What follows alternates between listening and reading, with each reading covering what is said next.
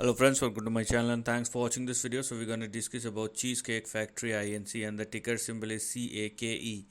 Now this is the price chart which looks very flat, because if you are looking at the move from the highs of 2006 till date, the stock has not give you any such returns which you can say that I have made a good amount of return. No, that's not happened. But what is happening right now, the stock is breaking out once again, because if you are looking at these two lines, you can clearly see these two lines representing the resistance, and I'm talking about 35 and 40. Now, because the stock is trading above 40.5 or 40.6 once again, because we have seen multiple breakout attempts in the past, but it looks more like a consolidation which is happening.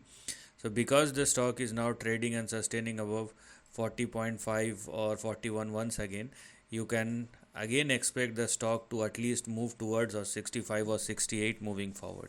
So this is what is currently active, or this is what is active for the time being. Now the question is what lies ahead, because the stock has broken out once again.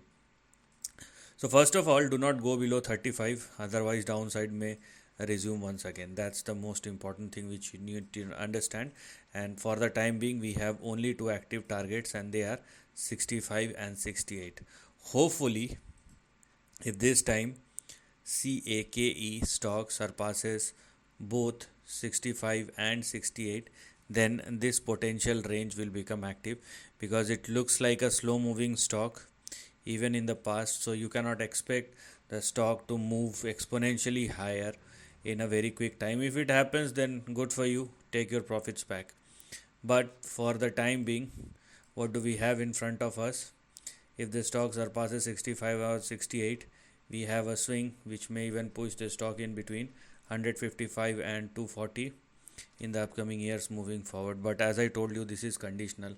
First, let the stock surpass and sustain above 65 and 68, and then you can think any further. Meanwhile, it is also mandatory for the stock to keep on trading and sustaining above $35 and $40.